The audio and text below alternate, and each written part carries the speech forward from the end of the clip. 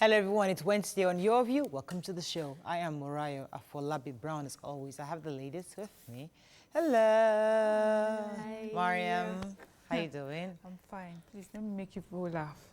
Have you heard of that story about a woman who said she tried to teach her child about being careful the words she says, and so she told her to take a tube of toothpaste and then she should, put it out on a plate and then try and fill the tube back.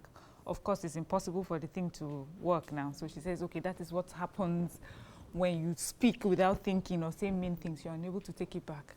So I decided to use the teaching on my children, on my daughter, forgetting that she's Edo blood is inside her. She sat down and patiently put the toothpaste back inside the tube. No, I'm telling you. I forgot. First of all, the tubes have changed now. They are now plastic. I just saw the girl. She push it down. Put it, they will open. Then she put it in. Are you for real? So I was waiting for her to come. Mommy, it's impossible. I'm like, I didn't hear anything. I said, are you able to do it? She said, yes, I'm able to do it. So I said, I got. So you got schooled. I got schooled. It's not our fault. So parents just realized that the tools need to change. And if you have adult children, just even be more careful. The tools definitely need to change. That is hilarious. So you see this adult joking. It's almost like it's everywhere. I went to see my friend yesterday. She just had a baby. So her husband is my brother, and she's Delta. And she said, whenever the baby cries, the husband will say, you see, he's a Delta boy, that's why he's crying. I said, well, I'm just sorry to disappoint you. I would support my brother because you see Edo people with a strong come. They cry, that kind of thing. It's just this factor that, you will survive. Yeah, there's no impossible for them. I'm telling you. You didn't disappoint me. I'm very, very proud of you. How's traffic coming from? I think when you leave early, it's free. Yes, better. But later in the day, I think when they close the other side of the bridge, that it affects it. But you'll be home by then? Yes, probably. Thankfully. Hopefully. Because last time it was free, but by afternoon when I went out, it was all blocked. Yeah. How are you doing, Nima? I'm very well. We are doing Ipalemo Ileya. Yes, so Ekupalemo, hey, God, do. In fact, I'm getting depressed over this Ileya. No, don't worry. Because I'm the #1 fun seeker doing Ileya. I travel everywhere and I collect ram. Like in my house. Zoom Ileya. My entire household know that every year, mommy comes back home. When we come back in the evening, they will shock you. Truck. They will send you delivery. The courier bikes are working. People will still shock you. They will send you delivery. Some people are on my here, twisting my head back and forth. But me, I'm just looking at how I'm going to drive back and forth my mom and my mother-in-law's place this year. Okay. Yes, because we had planned, my husband is assisting, gather around my mom. Yes.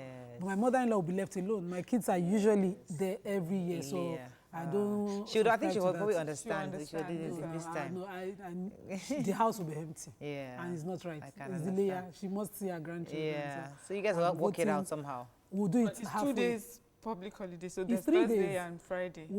Usually we'll do Fridays at my mother-in-law's, then Saturday, if it's 3 days and it falls on the weekend, at my parents, then the third day will be for me.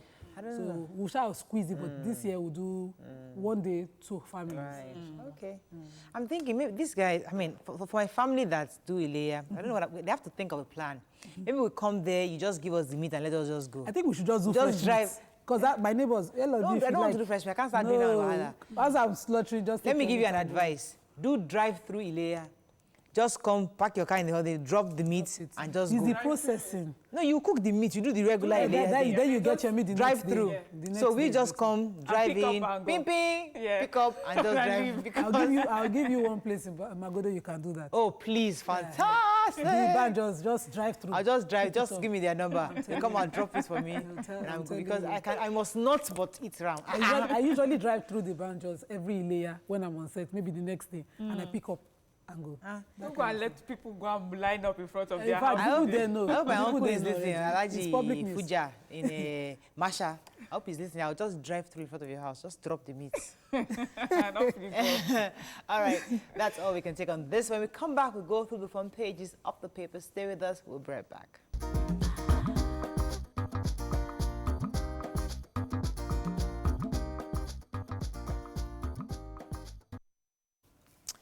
Okay, we're going to start with the Punch. 33 states fail to pay 854 doctors and nurses test positive. Presidency should be based on competence, not turn by turn, says Buhari's nephew. FIRO board demands salary refund from demoted DG. Nigerian students now beggars in UK, Abike Dabiri tells NDDC.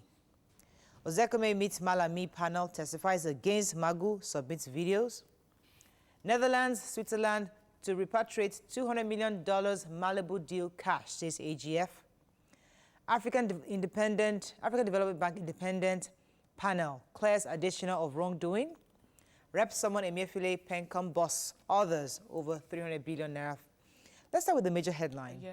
So the Secretary of the National Association of Resident Doctors, Dr. Bilkis Mohammed, has said that of all the states in Nigeria, only Lagos, Ogun, and Nasarawa states are paying the hazard allowance that the federal government had talked about. Even the Ogun state is not even, clear-cut. And that over 319 doctors have tested positive for the virus. 14 doctors have died from it. 535 nurses as well have tested positive to the virus. And also, the doctors are talking about this hazard allowance.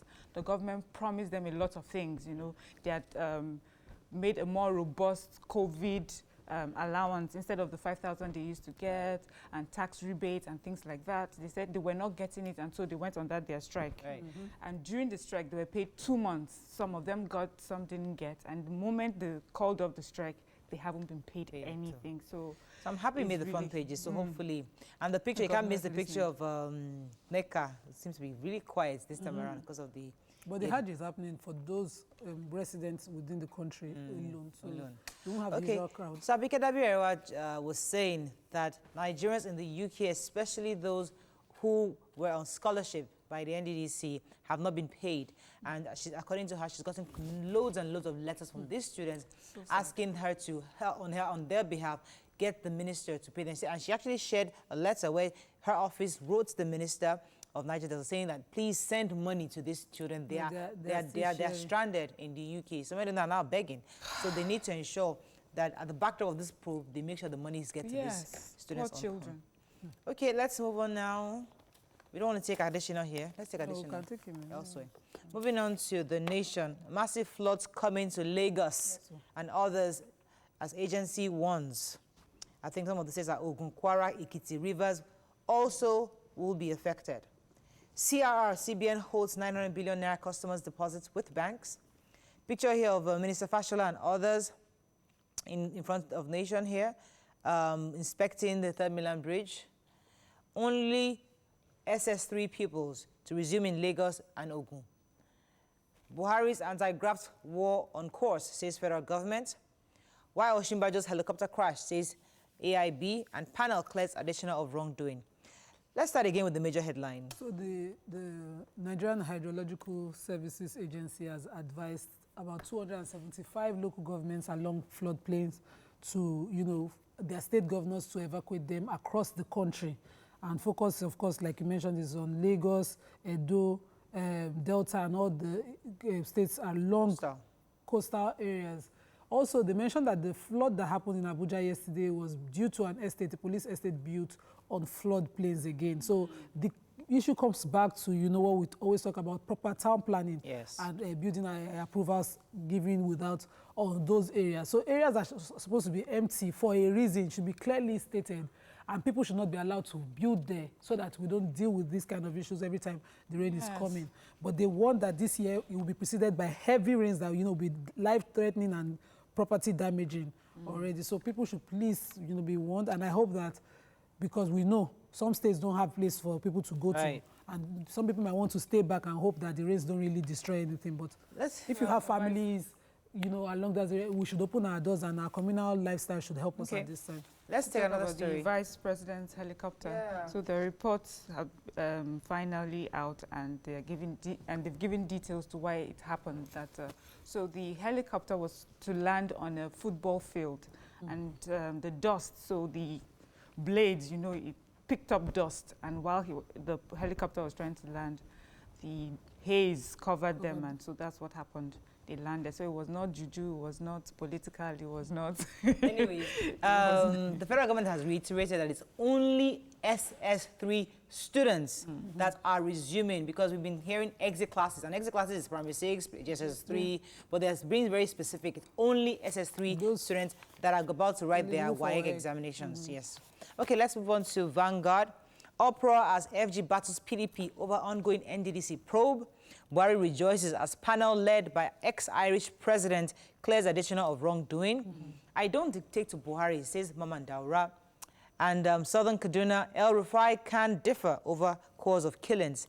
Let's take the major headline again. All the headlines are different. Take the additional. Okay, let's take that story. So after all the wahala by the US, a panel, after the committee had already absorbed addition of any of the allegations against him, the US demanded and insisted, and so this panel was set up, headed by the former Irish president.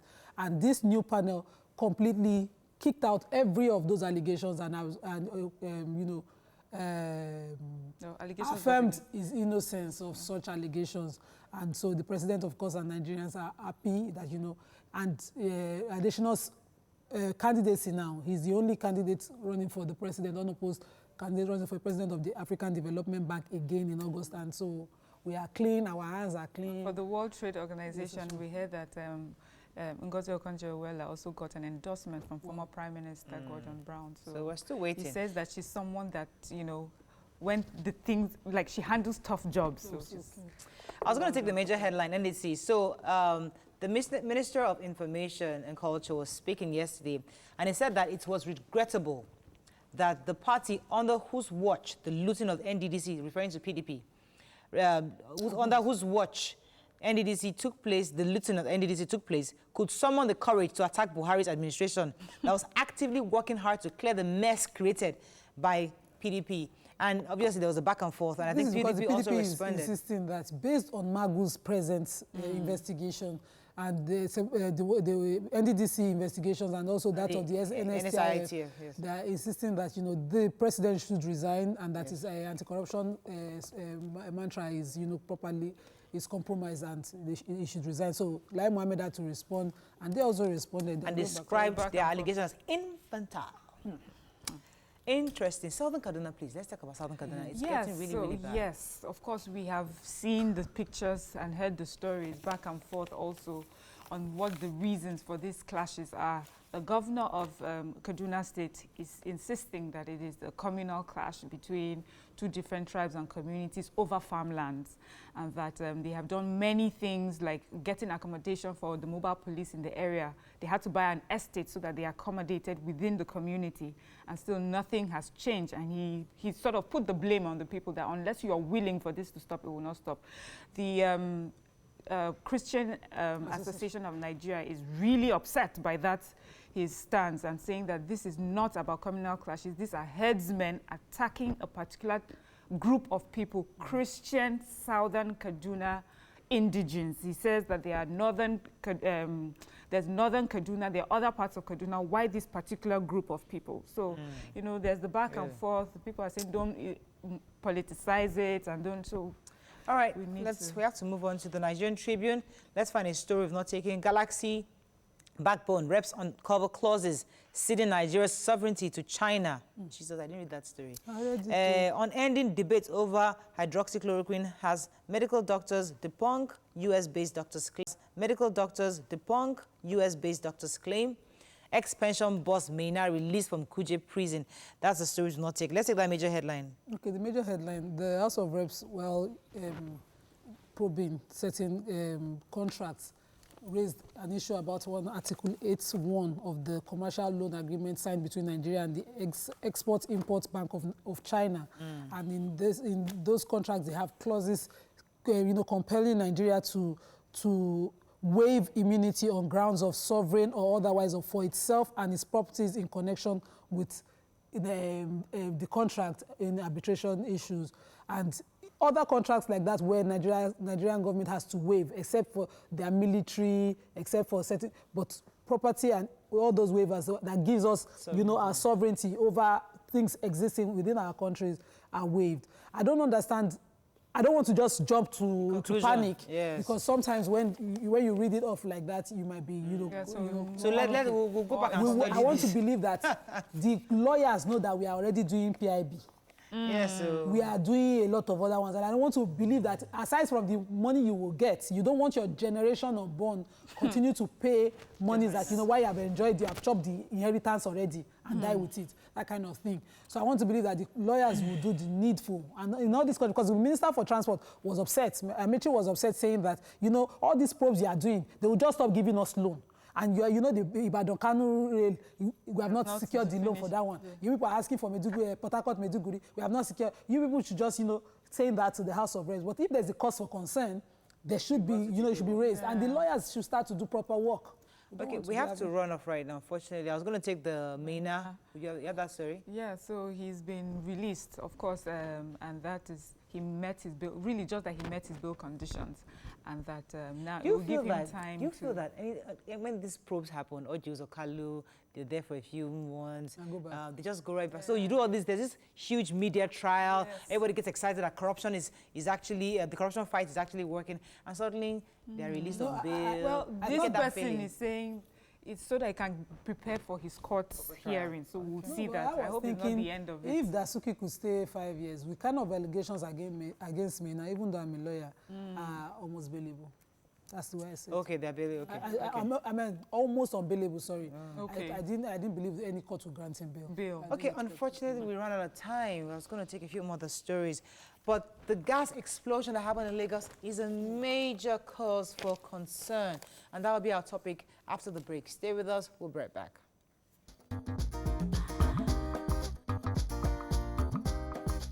Stay tuned. Your View will be right back.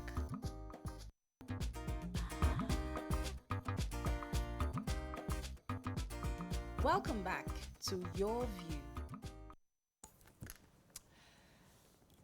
Thanks for staying with us. So according to reports, about 5 persons are feared dead yesterday night after a gas explosion hit Ajao Estate, less than 5 kilometers to the Murtala Mohammed International Airport in Lagos. Report also has it that the explosion was caused by cooking gas. Now, the reason why we're talking about this is because we get these kinds of reports quite a bit in the newspapers, where people, either from generator fumes or gas explosions. And it's important that we talk to each other on this. Now, the right thing is to bring in an expert on this to help us know exactly how to care or how to care for our gas. How do you ensure proper maintenance of your cooking gas? So we'll probably do that at some point. But first, let's hear your views on how you, in your own private way, care for your gas, and how do you even protect your family from gas explosions and generator fumes. You can call us on 070-806-68014. You can also tweet us at TVC Connect. Please hashtag your TVC so we can read the tweets. This was really, really painful reports yesterday we got. Even a child, I think, was involved. A young lady was killed. I mean, we get this all the time, but when, I mean, I've shared on this table before, where I had a neighbor who was complaining that another neighbor's generator was at the tail end of their bedroom, her son's room. At night, the child would be wheezing. You know, things like putting your generator too close to an enclosed room, or putting your gas inside. These are safety precautions that we should know. They're domestic safety precautions that we should know. But let me come to you first, Mariam. What are your thoughts on how do you First of all, really sad story, and, you know, we commiserate with the families of, you know, the victims of this incident. The thing about this particular one was it was not in a house. This was at the shop where these gas cylinders are being sold. And when the person tried to put it, I think, in the vehicle that was supposed, it dropped and it made a loud sound, and of course led to a series of other explosions. And so my own is, we have heard many times about the health and safety precautions we need to take at home, but shouldn't we be looking at how these things are sold? how we transport them, in what sort of vehicles that we put them. I've seen other videos, but this is not even in Nigeria, where someone bought the cylinder, put it in the car, in their boot, and had forgotten it in the boot. And later on during the day when the sun came out, the whole thing exploded and all the cars in that area, caught fire. So I think, I wonder, the health and safety regulatory agencies, what do they do to these shops? And how do we ensure that we are also transporting these things in a safe way? Those are the sort of things that we should look at. And we need to move on. Nigeria needs to move on in a lot of things, but also we need to find a way to give gas to homes without having them carrying them on bikes, in cars, in their boots. People who buy gas, go pick up their kids from school, the gas is in the car, and then you drive through that traffic and get home. Every time it's as if it's like Russian roulette, the way we live in Nigeria, until something, happens. Yeah. So me, I just want to beg them at the office of the Department of Petroleum Resources, because it's their business how we have small gas shops around. I know every Nigerian wants to start a business, but there should be process and procedure to how these licenses are done so that you ensure that the proper space is given. I remember after 3 weeks in isolation, myself and my husband, we ran out of gas. We ran out of everything in the house and we went to refill. So I insisted that there's a new gas plant that I felt was properly situated on the road, by the road, because everything that was supposed to be there was, put in place, and I insisted that's where I would buy gas from. We didn't understand it when we had someone we could just call running a shop in the middle of the street. But I don't want to start patronizing that person. I think everybody should start to stop patronizing them, so that, of course, they will run out of business, but they'll find an alternative. The truth is, they're not secured wherever they are. How can you put a shop up? We had the Ajegunle episode. We know the number of people that died from that small shop, anything happening in the middle of a residential area, in the middle of people's houses. You have 3, 4, 5 cylinders that you refill with, and people think it's a business. It's a risk, a fire waiting to happen, and that's what happened in the Ajao again. Another commercial thing like that. Thank you very much for situating that. We have law enforcement, we have local government, we have the DPR who's supposed to license, walk around these people. Some people come and get paid. Local government will come and say, okay, you're doing this business.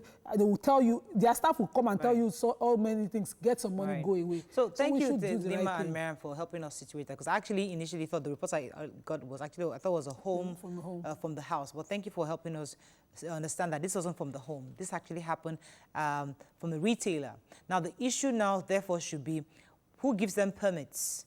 Do they, because these are highly inflammable products within residential. It's the same way we complain when a gas station, a petrol station is situated within a residential area. So the same, in the same vein, we should actually object when somebody's selling gas is staying within a residential area. And there should be secluded, there should be secluded environments for them. And I know there's a few, even in my area, there's a place that we all go to buy. But there are small ones also in pockets of places in the neighborhood. And those are cause for concerns. We must ensure that the local governments should ensure that they go to these places and make sure they are relocated to safer regions, be away from residential homes. This was really sad. Very sad. I think we have a caller now. Good morning, sir. Are you there? Yes, good morning. My name is Taiwo, calling from Mafuluko. Go ahead, please. Yes, this gas issue is such that I think those concerned, the regulatory body, are actually not doing what they are supposed to do. I must tell you where I stay currently. There's actually a gas plant being located at a very congested suburb, just very close to me here. You have houses surrounding. Funny enough, there are those houses where you have face me and face you and all. If such happens here, you can imagine what can happen. I know I'm not so far from Ajao, and I can tell you the implication. If such, they've not opened it, though. They are just still trying to do their finishing touches and all, yet to be open. And yet this was approved by somebody. But I think something needs to be done. So to properly set up a gas plant, there must be a fire alarm, a call-up area. There must be extinguishers established. But when you see those shops, if you know, well, my late dad was a fire engineer. When you see those shops, you would know that that this is a cause for worry. In my own estate, for instance, as you drive in, initially it was outside in the slum area. Suddenly, I started seeing it close to the person I would buy chicken from.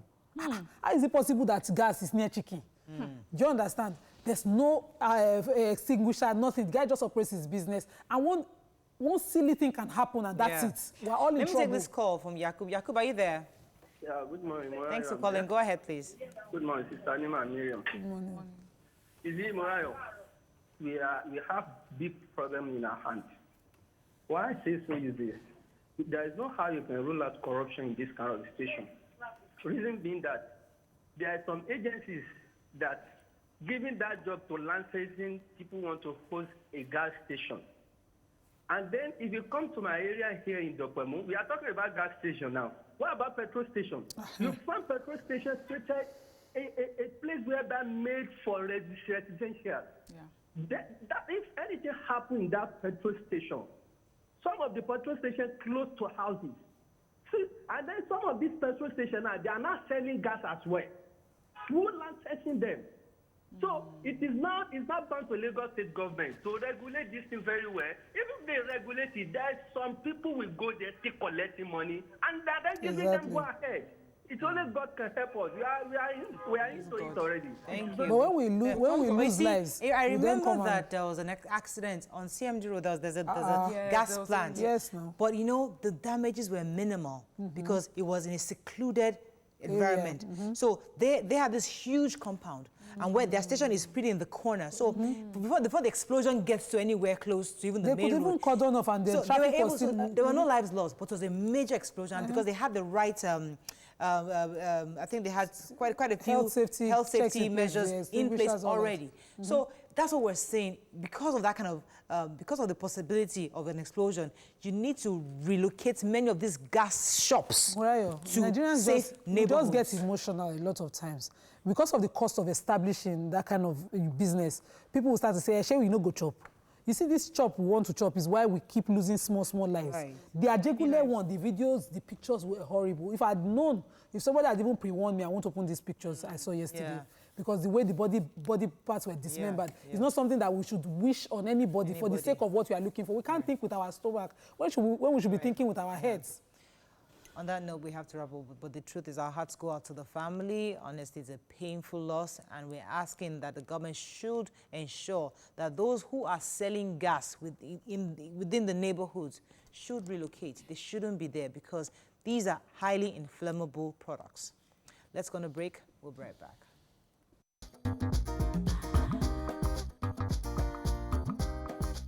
Stay tuned. Your View will be right back.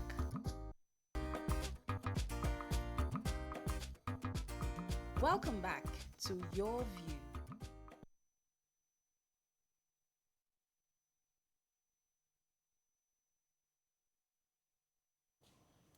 Thanks for staying with us. So the issue of waste management is a global one. Various countries have developed unique ways to manage this problem. Others are still struggling like ours. Join us on the show is the Acting Managing Director of the State's Waste Management Agency, Lagos State, Mr. Ibrahim Odumbomi. But I'm told first now that we'll be speaking with Lasema boss, Mr. Osoni Tolu, just to give us an update, quick update on the gas explosion. Hello, sir. Are you there? I'm there. Good morning. Good morning. Good morning. So we woke up to the sad news of the explosion. Could you give us a quick update on what's going on right now? Well, we're on top of all the challenges. At around 5:30 p.m., we received an emergency call at our call center. We activated our emergency response. Our response was swift, prompt, effective, and efficient. We are able to save a lot of lives in that place. However, it is pertinent to note that we recovered 3 bodies, and again, it affected 9 shops, and also it affected 3 vehicles. It was a situation that a shop, they were selling gas cylinders. They were refilling gas cylinders in a shop. So during that process, it leaked, and it exploded. But our response was swift, and we are quickly on top of all the challenges. Right. Okay. Yeah. We will appeal to the people of Lagos State that the Safety Commission, the SEPA, has put a lot of rules in place. Our people need to abide with the rules. The faulter will be dealt with severely because this thing is affecting our social economy because they are not putting safety precautions in place. Thank you very much. Something I also wanted to find out is when things like this happen, when things like this happen, who do we call to book? Who do we punish? Responsible. Yes, who is supposed to be responsible to make sure that that is being enforced, that health and safety guidelines are enforced? For a shop to be opened like that somewhere, local government must have been sort of aware, you know, why would anybody be getting away with something like this? We look at it. The state has rules and regulations. We have our safety commission in place. We have the SEPA in place. We have early warning system in all our local government in place. So the state has done the needful. But the lacuna, the gap in it, is that our people are not abiding with the rules. Right.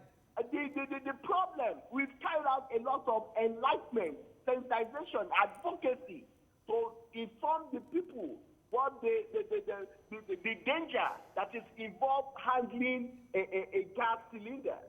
All right. Thank you very much, sir. I think we'll leave it at that for now. It's an ongoing conversation. Thank you very much for joining us, Mr. Soyintolu.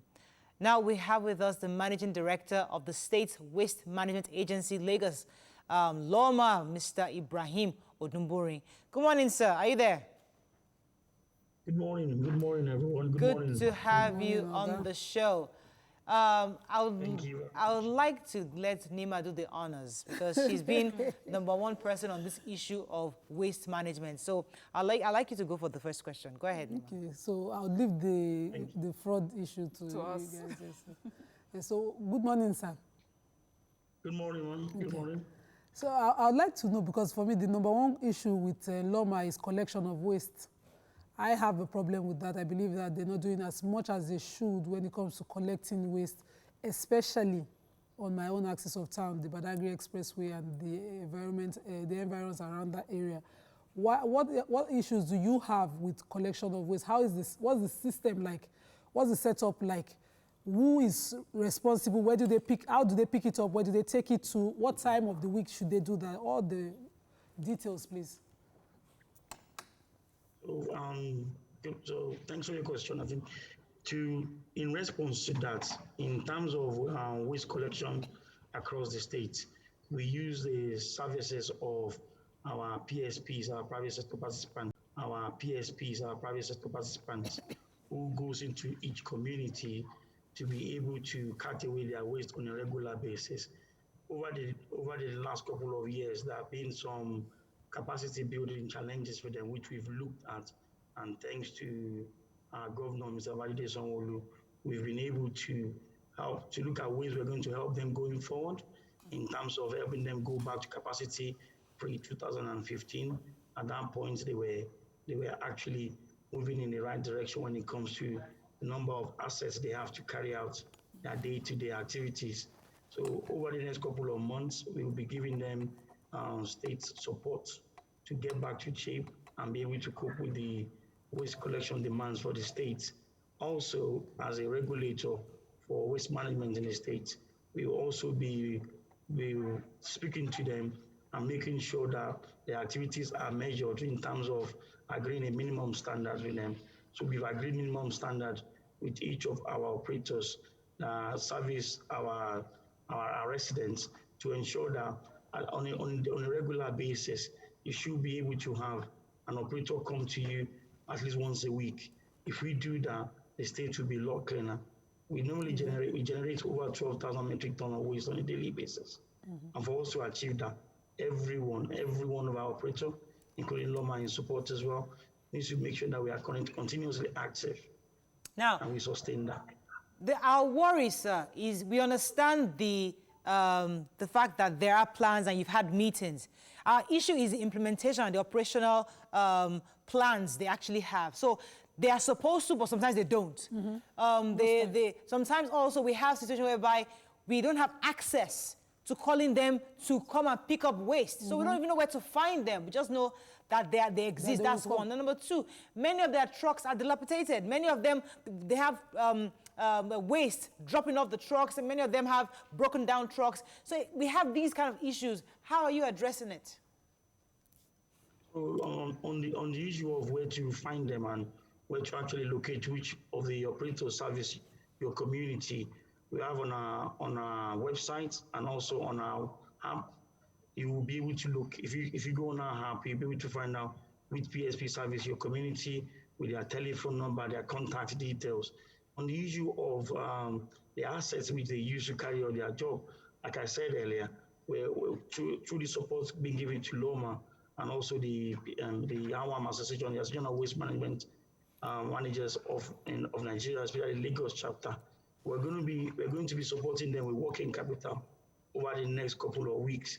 So what that will do is it will help them put most of their assets back in shape. And I know as well that some banks, some commercial banks have also given them support over the last couple of months as well. But it's very important that residents patronize them. They are doing this business not to be a going concern. So it's very important that people actually pay for waste. And we understand that 2000 when we had the Visionscape around, people were told not to pay for waste. But now we've reverted back the service back to the PSPs. So communities should be ready to pay for waste. If you pay for your waste, they will be able to service you on a regular basis. So we don't want a situation whereby they won't be able to carry their job because they don't have the resources to do so. So I'm going to appeal to all residents of the state, pay for your waste. And instances whereby you have them not coming to render the service, feel free to report such situation to Loma. We now set up a customer care line, which are manned by employees on a regular basis to take any feedback that we have. All right. You can do that on any of our social media handles or by calling the number free toll line, which is 617 or 0708 0601. Okay, we'll go on your website to get the details of that. Let's go on a quick break. We'll be right back. Okay, thank you.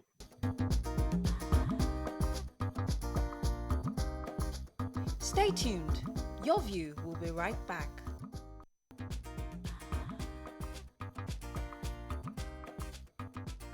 Welcome back to Your View. Hello, sir. Are you still there? I'm here. Okay, so Nima has a follow-up question. Yes, go ahead. Thank you, sir. So when you mentioned there's an app, I quickly downloaded the app and I looked at my area for the one that is available. So there's next to Godliness Enterprise to cover Abule Ado and the trade fair axis. That's just one, and that's a largely commercial area. So the truth is, in the past when I confronted one of the trucks of why they don't come into the estate, they said they only deal with industrial waste. So if next to Godliness deals with only industrial waste, who will take residential waste? And you know, it's important that we have follow-up. So how do you regulate that the activities cover what they should cover? Or you know, how do they report to you? What do you do? So follow up. Thank you very much. Thank you, Alima. So in response to that particular question, so what we've done with regards to waste management across the state is we've now decentralized our operations. So we have the central region, eastern region, and the western region. So the axis you're talking about is under our western region. So that enables us to be able to know what exactly is happening at each location rather than the centralized region that we had before. So over the last couple of weeks now, we've introduced some new PSPs into those areas. So for example, you talk about Deeper Care is gone in there as well. We have Zedo Limited is gone in there as well. So to ensure that from the area all the way from Abuja down to that Badagry as is covered. So we've introduced 3 so far. And by the time we finish our reform, so we're doing a reform on the PSP structure. So when will you reflect on the app, for instance? We should be able to have as many of them in that axis as possible. So I know that the concerns you have about checkmating or supervising what they're doing. We have our commercial team that look after the commercial PSP. But in terms of domestic now, we have people on ground, and we're looking to local governments as well to ensure that we can have Loma offices across so that we can all work and we can synergize together to make sure that our community are tidier. Right. I can assure you, over time, we'll be able to address that. Okay. Yeah, so just recently there were stories of fraud allegations against the contractors with Loma, you know, and we hear that these monies that were taken out from the state treasury ran into millions of naira. How is it possible that contractors or a contractor is able to perpetuate this fraud over an extended period of time and get away with it? Oh, well. I think in relation to what you've said, I think we've drawn a line on the incidents that lead to concerning that particular topic. And in response to that, what I would say is you will see and you will notice that our recently concluded audit program was for a purpose.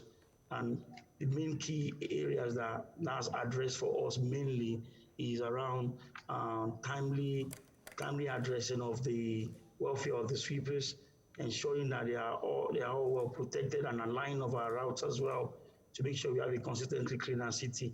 We've had a lot of key learns from those audits, and some of the issues there we've addressed them one by one. And as time goes by, the most important for us is for us to be able to come at the end of it being a more effective and efficient organization. So commenting on a particular case or an individual case, there's no point of witch hunting for anyone. It's just for us to improve our service. Well, so I'll probably say we've drawn a line on that, and we've drawn a line on that particular situation, and everything is been but addressed. we all watched the media, we watched television where many of these sweepers downed their tools. They practically were almost in support of their contractor. What exactly has the government done to ensure the welfare of your sweepers? So firstly, I would say most of the sweepers that were in as you know, our sweeping program is a program whereby we engage contractors who then employ sweepers to work under them. So our direct responsibility is with the contractors while we make sure that the welfare of the sweepers are being aligned with. So most of the sweepers that were concerned at the point, we've absolved all of them. And we haven't had any sweepers that have lost their job. We guaranteed them their jobs. And we've asked anyone who wants to continue to work with Loma and work with Lagos State for a cleaner city to join our program, which they've also done. And also, at the back of the audit as well, what we've done, which has never been done before, is to provide an insurance for all the sweepers that covers, we have over 14,000 sweepers across the state. And now we've covered them for if they have any unforeseen situations. Okay, let's throw a few more questions in for you. Well done on the insurance. I must commend you for that. Thank you very much, Adima. Let's quickly talk about the dropping of waste along the roads. So on your drive, Badagry Expressway again, a case in study is an international road, and on the drive all the way from Cotonou to Lagos, it's lined up with markets along the road, and you have waste piling up for days on end. Nobody taking them. What do you do about such embarrassing sites? What do you do about such embarrassing sites where you have... In addition to that, because of the flooding that is coming up in the next, we'll be warned for flooding. So these waste now go into the gutters. The drainages, yes. So what are you doing to ensure it doesn't happen? So thank you. I think what we're doing over the next what we started doing is to increase our advocacy and our media campaign and our door-to-door campaign in relation to making sure that residents of Lagos State are managing their waste properly. So firstly, it is very important that everyone in the state take a social responsibility of owning a bin. We all need to find a way to containerize our waste. If you containerize your waste, even if our PSPs are having issues or capacity issues, it buys time for each of those bins to be waste to be carted away. An household should be able to accommodate a household of 4 should have a bin of 240-liter size bin. We can cater for a 2 weeks waste before a PSP comes in there. Mr. Ibrahim, I'm sorry, but I just cited, but I said markets. So you are not about 2 markets. What advocacy are you telling those women and market sellers? How do you say they should compartmentalize waste? We've been in touch, and also we have engaged the Yalodgers and the Babalodgers through the Yalodger General last month, and we've had a conversation around the need to manage waste properly in each of those markets. One of the other things we're doing as well is we've done our bin review. We have there's these dino bins, big bins that we put in the various places, which is covering all our markets. Okay. So we've done that, and markets that do not have that at the moment, we'll be making sure that such bins are made, provisions are made for such bins, and the markets are paying for the service to carry away those bins. Okay. Another problem we have around that access is street trading. There's a lot of street trading going on around that area. And whenever you have street trading, you're bound to have people dropping waste right on the median of the road. So that's why we've introduced our waste policing team. Our waste policing team goes around and tell people to educate them on what needs to do, and then push the waste back to where they should be. Unfortunately, we have to wrap up that right now. Thank you so much, sir, for joining us this morning. We appreciate your input today. We'll be speaking with the Acting Managing Director of the State's Waste Management Agency, LOMA, Mr. Ibrahim Odumboni. Let's go on a break. We'll be right back.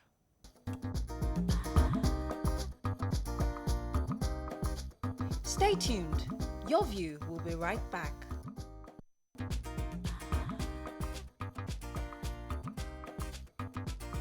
Welcome back to Your View.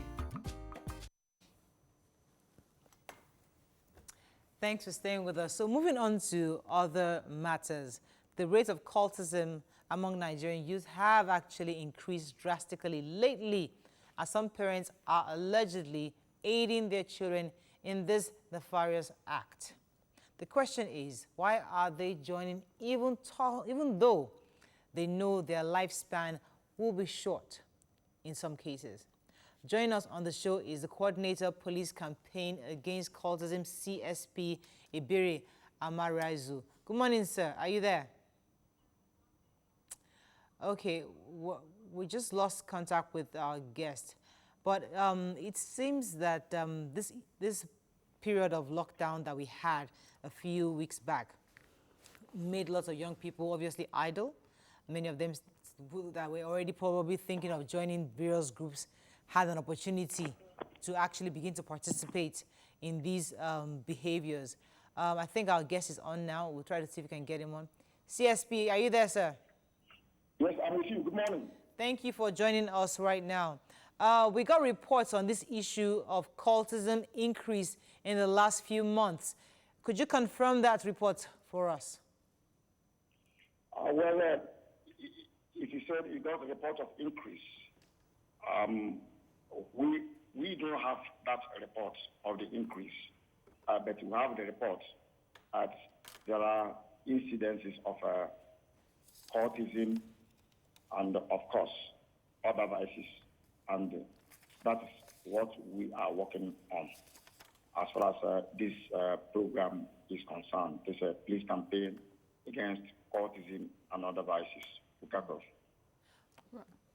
Why is it? It just seems as if when we were growing up, it seemed like cultism was something you would hear about university students. But now we're hearing about it amongst children in secondary school or people in neighborhoods. What is happening? Why is it so attractive to young people?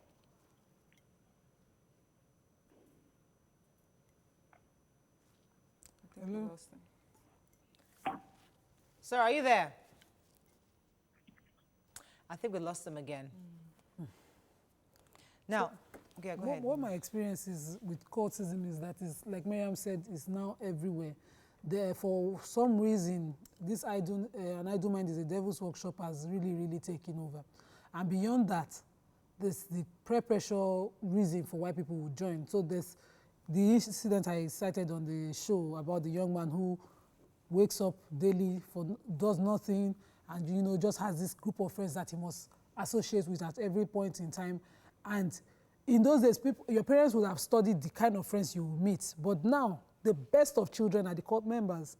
The people that you would think, this one is the mother imam, the father imam, the everybody is this and that. And that child is the one who's so respectful, but you'll be shocked. Least likely. Least likely child, you'll be shocked that that child had, for one reason or the other, been either, because while in the university, I saw people who were compelled, forced into cultism.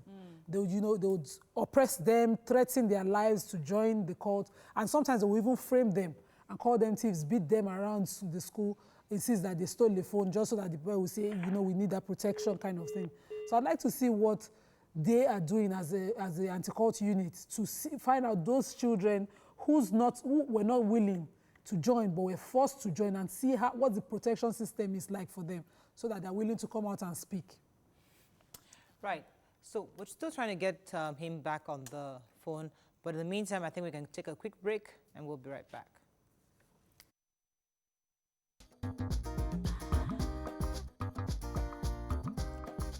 Stay tuned.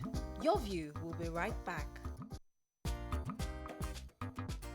Welcome back to Your View. Thanks for staying with us. So we're having a bit of technical issues with our guest, but I think he's back now. CSP Aberi, are you there? Okay, so obviously we can't reach him, and the issue of cultism obviously is important, so we'll have to discuss it another time. But based on that, let's take a few tweets on the previous topic. Go ahead. So Andrew Streatham says, Nima is so right on the fact that it's so embarrassing to see waste along the Lagos-Badagry Express, an international road into Nigeria from the southwest. Honorable Ademola Alalade says, the collection of waste should be the responsibility of the local government. The people and residents of the state should be made to pay the local government for the service of collecting waste. That's what Loma should not be responsible for waste collection to avoid fraud. So Santability was responding to us. So sometimes you need to consider people's livelihood. There's no how we won't have gas retailers around. What you should be discussing should be what they do, what do they need to have in place to curb damages in case of emergency or accidents. Accidents do not give invitations. But I would say that accidents, what my father would say again, there are things that you're allowed to happen. So I don't support it. Enwere Anthony says, good morning. So many people don't know the power of the danger of cooking gas cylinders. My view is the vendors at the depot should play some videos to customers who come to buy gas so that they can be aware. First step to precaution is awareness. Thank you. Richard Henry says, the gas explosion menace is something we need to take more seriously, as all these mini shops contribute more to this incessant menace. They are not well equipped with the necessary equipment and also employing underage children to work in these shops. Underage children to work in these shops. Then Sam Bab says, I am aware that DPR tried to stop the sale of gas attached to the petrol by not renewing the DPR permit, as it gave instructions and the requirements to set up a gas shop. It must be far from residential areas. Our people are stubborn and we don't learn from incidents. They should also shut up any of such, Let me take this caller. Good morning, are you there? Yeah, good morning. Thanks for calling. Go ahead, please. Okay, about the gas explosion. Yes. Okay. I would like to contribute to the gas explosion. Please go ahead. Okay, so when it comes to gas explosion, the people that are selling the gas, I think the government should license them and they should allow them to be supplying. People should not come for the gas to buy. They should allow them to supply. I think that's the best thing. So maybe that's the solution. Yeah, supplying. So like maybe every community will have a gas station somewhere, and then they would do the supply to the homes. If we have an organized local government, that's part of what you see when you go to communities in different places. You have certain things that is just community based. So the gas should be one of them. And then when you hear things like this, the local government talk about being broke or unable to do things. There's just so many creative ways that the local government can raise funds for itself and run the local government smoothly. Tara Banjo says, cooking gas is like a waiting bomb in a way. Having my mom get involved in that accident and seeing her alive was enough for me as a child then. Nigerians take precautions with levity. For instance, phones should be switched off while buying fuel or gas, but even me don't remember. And okay, let me take Hassan. Hassan, are you there? Thanks for calling. Yeah. Good morning, Moral. Morning. Please, about these gas stations. You see, the whole issue boils down to DPR. Simple. DPR is solely responsible for granting of permit for the sale of gas. That is not the responsibility of state government or anybody. But the issue now is this: we have consultants. They came in the name of consultants. They consult for people seeking permits. And that consultancy is corruption on its own, because that consultancy compromises the system. That's what you see now in Nigeria. Even the filling station you see sited in the midst of residential areas is due to the corruption perpetrated by so-called consultants. Consultants interface with DPR to grant license and permits to people. That's number one. Number two, I would like to comment about this issue of cultism. The issue of cultism, you are just looking at it from the surface level. These artisans are into cultism now. Mechanics are into cultism now. A mason, laborers in civil engineering work are into cultism now. What are they looking for? To intimidate their customers, to intimidate whosoever. The best name I give cultism is call them by their name. They are armed robbers. Call armed robbers by their name. I know why people are glorifying cultists in this part of the country, because most of the children are their children. They call them cultists. Call them by their first name, armed robbers. Good morning. Thank you very much, Hassan. I think the issue of cultism is important, and we will pick another day to discuss it extensively. Unfortunately, our guest today was having technical issues, and we couldn't reach to him. But the issue of gas is important, and just like you said, DPR is the first point to engage. Let's discuss with them how these permits are given, and what can the community do to ensure the safety of its citizens. There's so much to do on this matter. That's all we can take on the show. See you tomorrow. Bye for now.